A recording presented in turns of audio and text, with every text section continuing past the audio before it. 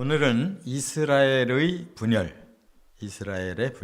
제목으로 말씀을 선고합니다. 이스라엘은 사울이 1대 왕이었고 다윗이 2대 왕, 그리고 솔로몬이 이제 3대 왕입니다. 근데 솔로몬이 죽음으로써 이제 이스라엘이라고 하는 통일 왕국은 끝나요. 3대밖에 못 가요. 그리고 여기서 이제 이스라엘이 분열을 해서 그대로 그 다윗과 솔로몬을 이어서 아들이 왕이 되는데 결국 유다 지파와 베냐민 지파만 남아요. 그리고 나머지 10지파는 여로보암이라고 하는 신하가 있었는데 그가 이제 망명을 했다가 애굽에서 돌아와서 10지파를 규합해서 이제 이스라엘이라는 이름으로 나라를 시작합니다. 결국은 이스라엘이라는 이 고유 이름이 10지파한테로 넘어가 버리고 정작 그 다윗이 부흥시킨 이 본래 이스라엘은 이제 놓쳐버리고 유다 지파라는 그 작은 이름이 나라 이름이 돼버렸어요. 그런데 오늘 우리가 읽은 본문에 보면 두 사람 이름이 나와요. 르호보암, 여로보암. 근데 이미 여로보암이 돌아와서 백성들에게 지지를 받아요. 그리고 이제 르호보암을 불렀는데 어디로 불렀느냐? 세겜으로 불렀어요. 말하자면 르호보암이 힘이 있고 그대로 나라가 안정됐다면 어디서 즉위를 하겠어요? 예루살렘에서 하겠죠. 근데 세겜은 북이스라엘 쪽 그 도시예요. 그리로 불러들인 거예요. 그리고 조건을 딱 걸은 거예요. 어떻게 하겠느냐?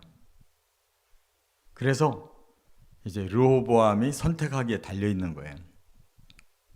그런데 결국 르호보암도 잘못된 선택을 함으로써 두 나라로 갈라지게 된 거예요.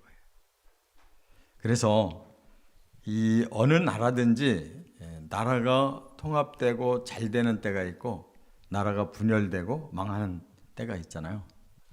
다 똑같은 원리예요. 그래서 오늘 이스라엘이 분열된 세 가지 원인을 찾아봅니다. 첫째는 1절부터 5절 우리가 읽었는데 솔로몬의 대물림된 죄 때문이라는 거예요. 그러니까 솔로몬은 죽었지만 그 영향력이 그대로 지금 내려오고 있는데 그 아들이 그것을 이어받지 못하는 이런 상황이 되는 것은 솔로몬 죄 때문이에요. 그래서 솔로몬이 시작은 아주 훌륭했지만 그가 지혜를 하나님을 위해서 사용해야 되는데 자기가 세상에서 으뜸되고 또 영광을 누리고 온갖 세상의 방법대로 지혜를 발휘하다가 오히려 스스로 망한 겁니다. 그래서 지혜로 많은 사람들이 막 추종을 하니까 자기도 모르게 교만해지고 또 물질이 풍부해지니까 세속화가 되고 거기다가 많은 여인들이 또 가까이에서 있으니까 그 여인들에게 넘어가 버리고 이래서 마지막 하나님이 가장 싫어하는 우상숭배까지 하게 된 거예요. 그래서 하나님을 배반한 거고 하나님이 2번이나 경고했는데 끝까지 거역하고 타락하니까 하나님께서 너는 이대로 죽지만 너희 자손은 이제 망한다. 이렇게 말씀한 대로 결국 그렇게 된 거예요. 그래서 세겜으로 그 왕이 돼야 될 르호보암이 갔지만 이미 그 세겜에는 여로보암이라는 신하가 많은 지파를 지지를 받고 거기서 기다리고 있다가 물어본 거란 말이에요. 르호보암에게 당신 아버지 솔로몬은 너무나 그 부귀를 누리려고 하다가 많은 세금을 그 백성들에게 요구하는 바람에 백성들이 완전히 아주 고통 속에서 살았다. 그렇기 때문에 이제는 그러한 것을 풀어줘야 된다. 이렇게 조건을 걸은 거예요. 그래서 과중한 노동, 과중한 세금을 풀어달라 이렇게 이제 요구를 하게 된 겁니다. 결국 솔로몬은 그 지혜를 자기를 위해 사용해 가지고 하나님도 배반하고 백성들에게도 아주 중한 이런 고된 노동과 또 그 세금 착취 때문에 결국은 하나님께도 버림받고 사람에게도 버림받을 짓을 한 겁니다. 그러니까 제가 거듭거듭 말씀드리지만 솔로몬 그러면 막 굉장히 사람들이 아주 칭찬하고 막 그 솔로몬 지혜를 받고 싶고 솔로몬이 사는 부귀영화를 누리고 싶고 이게 세상의 모든 사람들이 원하는 거거든요. 근데 중요한 건 끝이 어떻게 됐느냐 이거를 알아야 되는데 사람들은 좋다고만 솔로몬을 칭찬하고 부러워하지 그래서 하나님 앞에서 어떻게 됐고 그가 어떻게 망했는가를 생각을 안 한다는데 문제가 있어요. 지금도 온 세계가 방향을 어디다 잡았어요? 솔로몬처럼 방향을 잡고 사는 거예요. 여기에서 열애된 사람이 한 사람도 없어요. 지금 이 세계 인류가. 그러니까 결국은 시간이 지나면 이 지구 역사는 망하는 거예요. 꼭 기억하시기 바랍니다. 절대로 흥하지 않아요. 지금 망해가고 있는데 그거 아니라고 부인을 하고 잘 될 거라고 그래서 막 계속 기술만 발전시키면 되는 줄로 아는데 그 기술이 오히려 사람들을 역으로 다 괴롭히고 멸망시킬 거예요. 그래서 솔로몬의 죄가 이렇게 내려온 거다. 그거 꼭 기억해야 돼요. 두 번째, 6절부터 14절에 르호보암의 미련한 선택 때문이다. 아들이라도 좀 똑똑했으면 좋은데 이 아들은 더 형편없어요. 그래서 백성들이 그렇게 요구를 했으면 어떻게 해야 돼요? 맞다. 내가 우리 아버지지만 솔로몬의 그 통치가 잘못됐다. 나는 이제 다 그런 거 풀어주겠다. 중한 그런 노동 또 너무 지나친 과세 다 풀어주겠다. 우리가 힘을 합해서 한번 다시 시작하자. 이렇게 나와야 된단 말이에요. 그런데 르호보암이 3일 후에 내가 다시 말하겠다 하고 미뤄요. 그 사이에 두 종류의 신하들을 만나요. 나이가 많고 경험이 많은 신하들, 또 이제 젊은 신하들, 자기 또래 젊은 신하들 두 종류를 만나서 들어보는 거예요. 그러니까 노인 신하들은 뭐라 그래요? 맞습니다. 유화 정책을 써야 됩니다. 그래야 이제 솔로몬의 그 잘못된 것을 단절하고 이제 왕이 새롭게 백성들을 규합할 수 있습니다. 그 다음에 젊은 신하들을 만나니까 오히려 철권 통치해야 됩니다. 그러면서 아버지가 멍에를 메운 것보다 그냥 훨씬 더 멍에를 메워야 됩니다. 그래서 아버지는 멍에 메웠다면 르호보암은 왕이 되면 전갈 채찍으로 징계를 해서 철권 통치할 겁니다 라고 말하라는 거예요. 르호보암이 철권 통치 쪽을 선택한 거예요. 그래서 그 백성의 대표들에게 말을 하니까 그들이 이젠 끝났다. 저런 사람을 따라갔다가는 우리는 죽게 생겼다. 그래가지고 열지파가 탁 돌아서서 여로보암이라는 그 신하를 이제 왕으로 추대해서 나라가 두 쪽 난 거다. 그 말이에요. 르호보암은 그냥 유다 지파가 지지해주고 바로 옆에 있는 베냐민 지파가 지지해주니까 그냥 차기 왕으로 이렇게 계속 살게 됐는데 나라는 두 쪽 나서 결국은 더 큰 정통성을 북이스라엘이 갖게 됐잖아요. 이름을 가져가 버리고 그 본래 이스라엘은 쪼그라들어서 유다 지파만 중심이 되니까 유다라는 나라로 이름이 쪼그라들었어요. 세 번째, 여기에 크게 이제 15절부터 24절에 보면 하나님이 작정하셨기 때문이다. 그러니까 하나님은 결코 다윗과 솔로몬을 버릴 생각이 없으셨어요. 그래서 다윗이 준비해놓고 솔로몬이 완성시킬 것을 기대하고 그렇게 지혜와 부귀영화를 주신 거예요. 그런데 완전히 오산해. 그래서 결국 하나님이 새로 마음을 먹으신 것은 뭐냐? 이제 이 유다 지파로는 안 되겠다.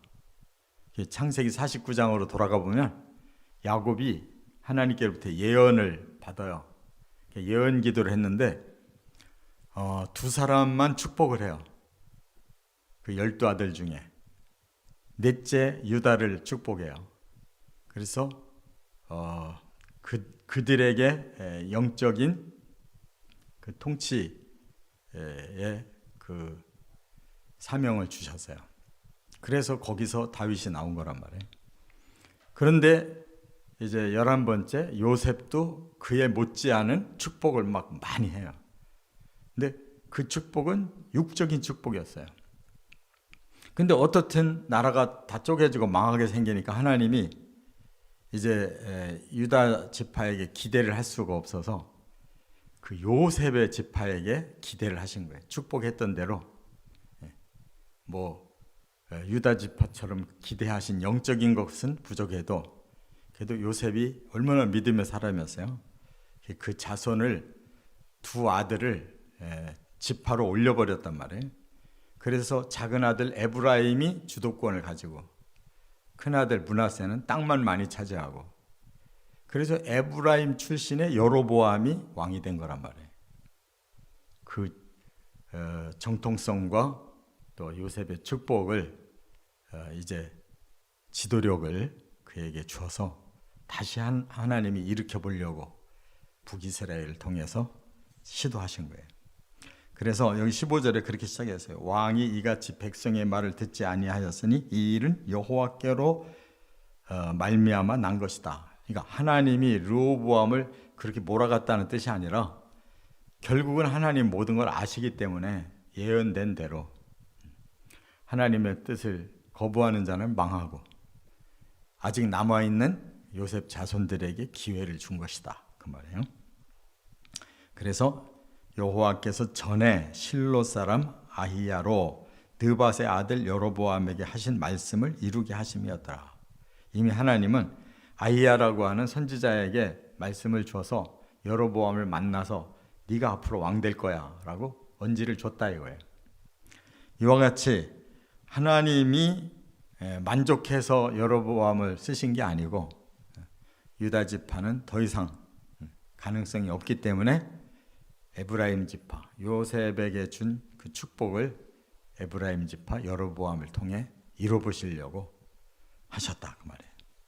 그래서 여로보암이 바르게만 다스린다면 여로보암을 축복하겠다고 11장 29절에서 39절에 단단히 여로보암에게 확인을 해놨어요. 그런데 문제는 여로보암도 속이 찬 사람이 아니라는 거예요. 하나님 마음에 드는 사람이 아니에요. 그래서 이제 르호보암이 마지막으로 안 되니까 군사 작전을 벌렸어요. 18만 명의 군사를 모아서 전쟁을 하려고 하는 거야. 근데 우리나라도 남북이 갈라져서 전쟁하니까 득본 거 있어요?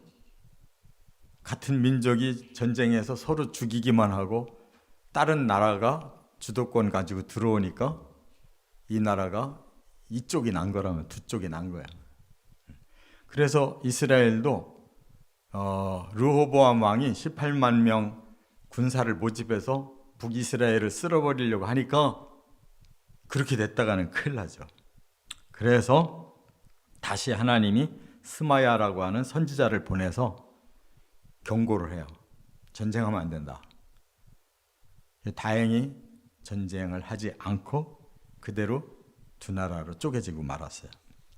그래서 이 길이 이제 죄인들의 길이 됐어요. 유다 나라도 죄인의 길, 또 여로보암이 세운 북이스라엘도 죄인의 길. 근데 누가 죄를 더 많이 졌느냐? 여로보암이 더 많이 짓기 시작한 거예요.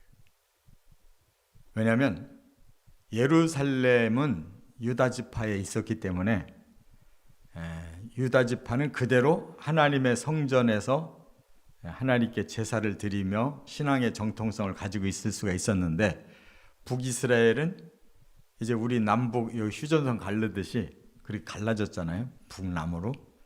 그러니까 북쪽의 백성들이 예루살렘을 가고 싶은데, 그렇게 되면은 예를 들어서 북한 사람들 자유롭게 드나들게 했다가는 남한으로 싹 내려올 것 같잖아요.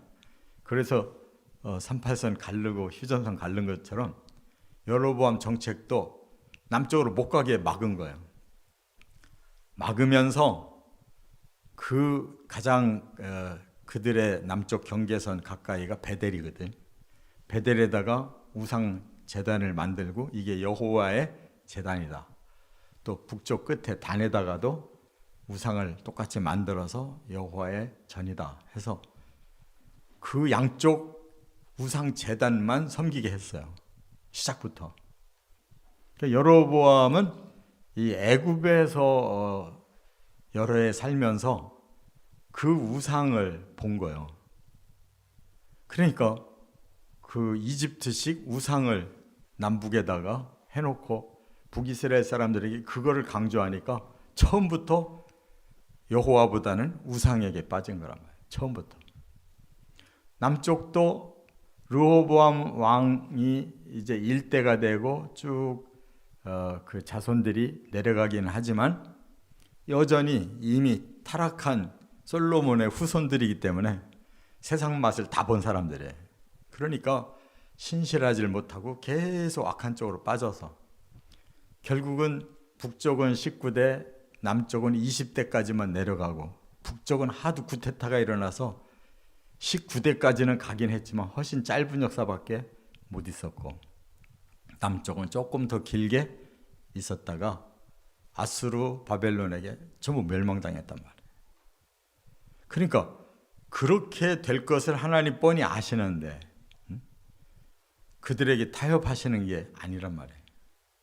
그래서 계속 경계하고 그때부터 선지자를 본격적으로 보내서 이사야라든지 예레미야라든지 에스겔이라든지 다니엘이라든지 어마어마한 선지자들이 나타나서 예언을 한 게 바로 새복음 메시아 예수 그리스도를 통한 구원 계획을 발표하기 시작한 거란 말이에요.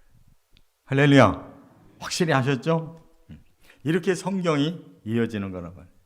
이 시대는 더 이상 하나님이 기대할 수가 없었어요.